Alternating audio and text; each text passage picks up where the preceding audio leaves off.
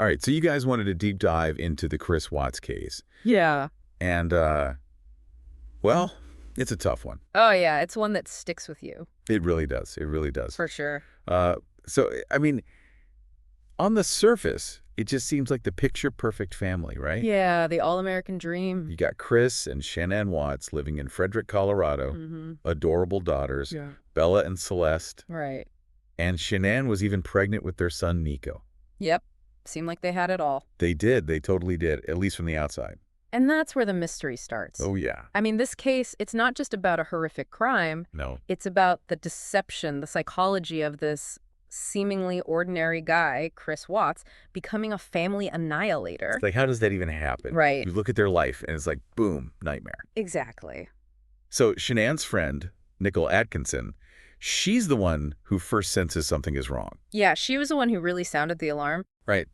Shanann missed a doctor's appointment, wasn't answering calls after a work trip, and Nicole had dropped her off at home, like around 2 a.m. Yeah, early morning. And then, poof, just hours later, everything changes. It's wild how quickly things went downhill. I know, it's crazy. And what's really interesting is that the scene at the house, it immediately threw up red flags. Oh, for sure. Not just Shanann being gone. Right. But it was what was left behind. Like what? Her purse, phone, her keys. Wow. Even her wedding ring was there. That's strange. And then the most chilling details. I know you're going to say. Those car seats. Yeah, the kids' car seats still at the house. Just gone. And Chris, meanwhile, he's giving interviews, pleading for their safe return. Yeah, acting so distraught on camera. The whole 9 yards. But as the FBI and CBI got involved, there were cracks in his story. Yeah, things weren't adding up. Little inconsistencies, you know? Right, little things that just seemed off. Like, what specifically did you notice in those early interviews, or even his actions those first few days? Well, even the police noticed he would say things that didn't quite match up. Interesting. And his body language during those TV interviews. I remember those. It was strange, almost like he was rehearsing it. Almost too polished for someone going through that. Exactly. It's like he was putting on a performance. It's crazy how, in these investigations, you really got to look beyond the surface. Yeah. Analyze those nonverbal cues. Because they can betray you. They really can. And then there was that whole thing where he'd contacted a real estate agent about selling their house. Oh, right. And even called the girls' school to say they wouldn't be coming back. Almost like he was planning for a future without them. It's like, hold on a minute, something's not right here. It completely contradicts that whole distraught husband image. Right. The one desperately searching for his family. It's unsettling to think that he could be so calculated. Yeah, and then the bombshell, the affair. Chris was involved with a coworker. Nicole Kessinger, right. Yep, and she actually ended up cooperating with the police. Wow, that's got to be a game changer. In these cases, uncovering that secret life, the affair. Yeah. It's a strong motive, you know? For sure. And it just adds to the feeling that their perfect life was all a facade. Totally. And then it also raises questions about Chris's psychological state. Yeah, like what was really going on in his head? Was it just about escaping a failing marriage? Right. Or were there deeper, darker things going on? I mean, it's crazy, right? So initially, Chris tries to blame Shanann. Oh, yeah, I remember that. Saying she killed the children after he asked for a separation. Yeah, and that he reacted in a fit of rage. Classic, trying to shift the blame. A desperate attempt to make himself seem less monstrous. But then, he fails that polygraph test. The polygraph's a tricky tool, you know? Oh, yeah, for sure. Not always admissible in court, but man, its impact on investigations. It can be huge. It can be the thing that makes a suspect change their story. Like to fit the evidence. Exactly, or even confess. And that's what happened here. Yep, under pressure, Chris admits to murdering Shanann, Bella, and Celeste. So now we're really getting into the psychology of a family annihilator. This is where it gets really heavy. I mean, what could possibly drive someone to kill their whole family? That's the million-dollar question. Was this a crime of passion? Or was it something more planned, more sinister? All right, so let's try and unpack all of this. Okay. Chris was born in North Carolina, normal childhood, no red flags, no criminal history. Seems pretty straightforward. Right?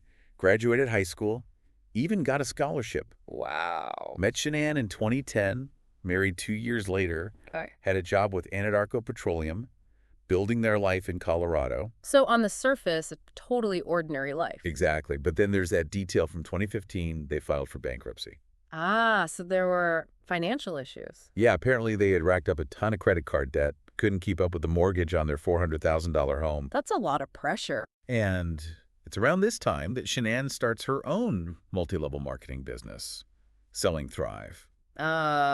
Those can be tough. So do you think that financial strain, combined with the pressure of keeping up appearances on social media, could have contributed to their problems? Oh, absolutely. I mean, financial stress can really amplify any issues in a marriage. Right. And the whole world of multi-level marketing with its emphasis on success, appearances, Yeah, it's all about looking good. could have added another layer of pressure for sure. But still, to go from money problems to murdering your entire family. There had to be more simmering beneath the surface. Because outwardly, they still presented this happy family image. It's amazing how we can project something completely different from reality. I know, Shanann's social media was full of photos of the girls' vacations.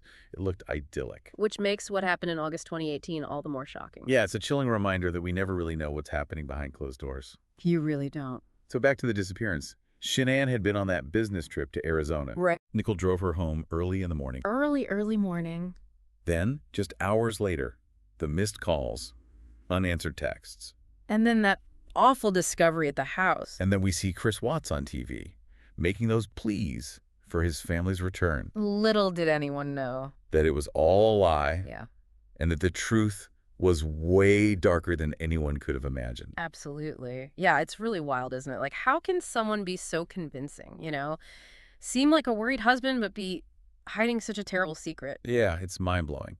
But like you said, Chris Watts' story, his whole act, it started to fall apart pretty quickly. Exactly. And those inconsistencies the investigators noticed, they just kept piling up. Right, and the polygraph, like we talked about, Yep. that was a huge turning point. Yeah, it wasn't about just catching him in a lie. Right. It was about putting that pressure on, seeing how he'd react.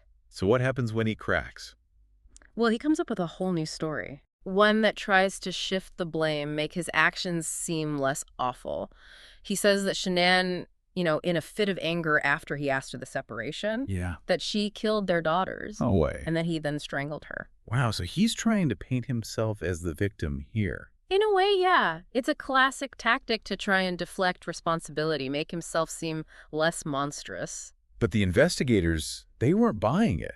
They knew the evidence didn't fit what he was saying. Right. There were just too many things that didn't add up. Like what specifically, what at the crime scene contradicted his version of events? Well, for one thing, there was zero evidence of a fight between Shanann and the kids. Oh, interesting. The crime scene told a different story, Right. one where the children were the victims, not the aggressors in any way. Right, that makes sense. And so as the investigators keep pushing Chris's carefully constructed story, it totally crumbles. He confesses to taking Shanann and the girls to that oil site, burying Shanann in a shallow grave, and then, the most horrifying part, smothering Celeste and Bella before putting their bodies in those separate oil tanks. It's just horrific. And that's where you see the real depravity of what he did. This wasn't some spur-of-the-moment, heat-of-the-moment thing. It was calculated, methodical, violent. It's terrifying. The premeditation, the place he chose, how he got rid of the bodies, it all points to planning. Chilling, really. And that detail about Bella pleading for her life. Oh, God. In Chris's confession, he says she saw him killing Celeste and cried out, "Daddy, no!" I mean, it just breaks your heart. It really does. That detail, more than any other, shows you the complete lack of empathy he had. No regard for his own children's lives. It just shatters that image of the loving father he tried so hard to project. Right. It's the complete opposite of what Shanann was showing online, that happy family life. Knowing the truth behind those photos and posts just makes it even more disturbing. Yeah, how can you even reconcile those two versions of reality? It's that whole idea of perception versus reality, something that runs through this entire case. Social media lets us create these idealized versions of ourselves, of our lives, build narratives that might not be true at all. So we have Chris, this seemingly normal husband and dad, leading this double life, having the affair, and then committing these horrible acts. Were there any signs, anything anyone missed? Could this have been prevented? That's the question, isn't it? It haunts everyone who looks into this case. Hindsight is always 20/20, but it's natural to want to find those missed signals, those little clues that might have hinted at something so dark. Right. So was there anything in Chris's past, his behavior, or his relationship with Shanann that, looking back, could be seen as a red flag? Well, there's no perfect profile of a family annihilator, Right. but there are often underlying things that contribute to these kinds of extreme acts of violence. Okay, like what? Money stress, like we talked about, can be a big factor. Relationship problems, infidelity, and then feelings of inadequacy or like you're trapped. All that can create a pressure cooker environment. So with Chris, we see the financial strain from that bankruptcy, the pressure to keep up appearances, the affair, and maybe underneath it all, those feelings of resentment, inadequacy, like you said. Could all of that, combined with maybe a narcissistic personality, create the perfect storm? It's definitely possible. People with narcissistic personalities often have trouble with criticism, with setbacks, anything that challenges that self-image they've built.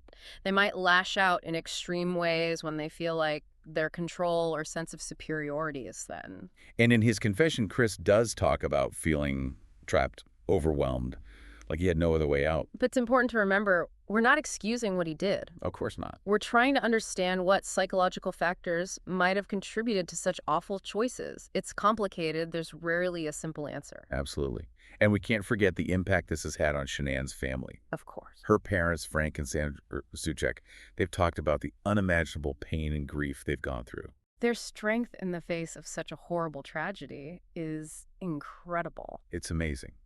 And they've chosen to use their grief to help others, to become advocates for victims of domestic violence, and try to prevent these things from happening again. It's a testament to their resilience, and their desire to create something good out of such a terrible loss. Yeah, it really is. And they've also shown so much compassion by choosing to spare Chris Watts the death penalty. That decision says a lot about their character. They believe that taking another life wouldn't bring back their loved ones. Right. It was an act of profound grace in the face of such suffering. So we have Chris Watts in prison serving multiple life sentences.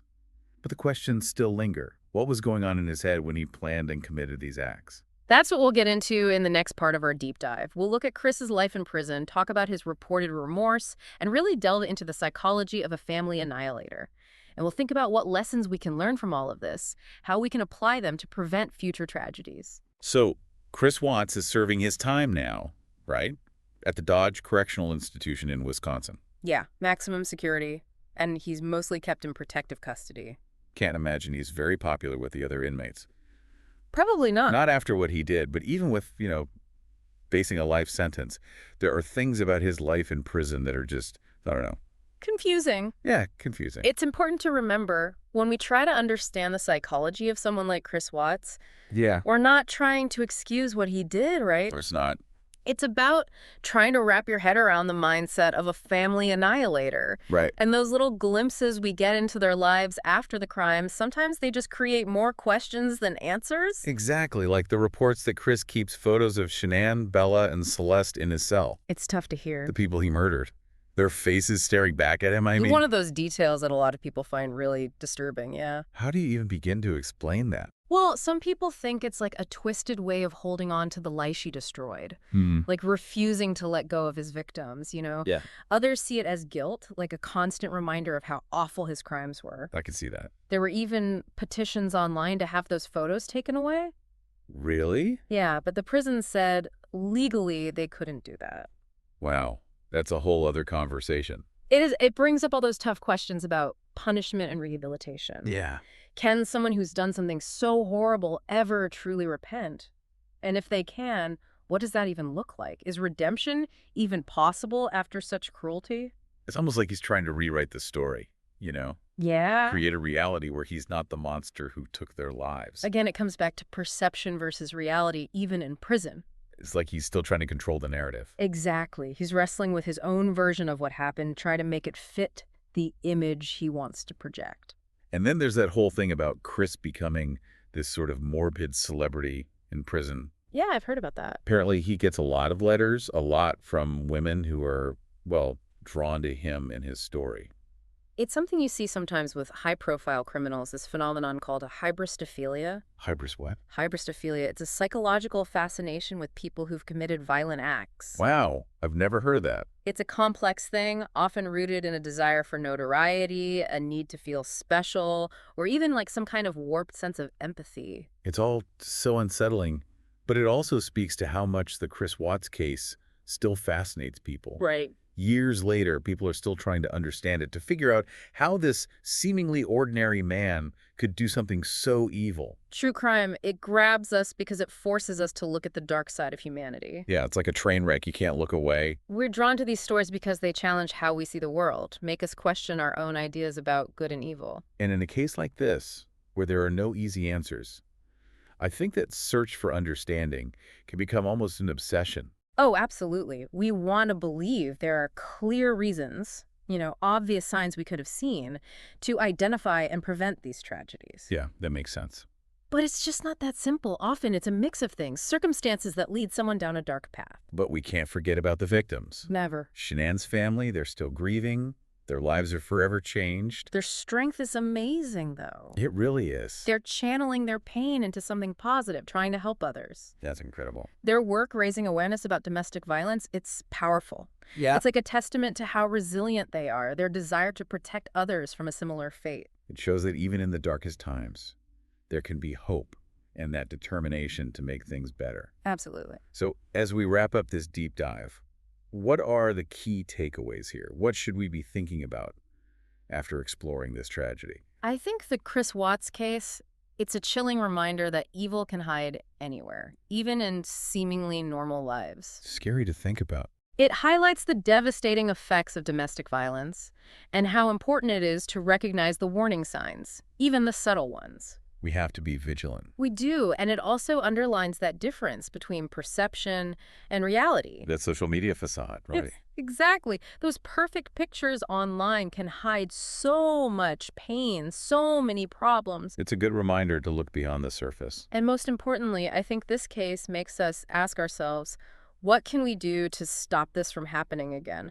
How do we create a culture of awareness, support, intervention? Those are big questions. They are, but we need to face them if we truly want to make a difference. This case will definitely stick with me. Me too. It's one that stays with you. Well, thanks for helping us unpack all of this. Of course, it's important to talk about these things. To everyone listening, thanks for joining us for this deep dive. And please, if you or someone you know is struggling with domestic violence, reach out for help.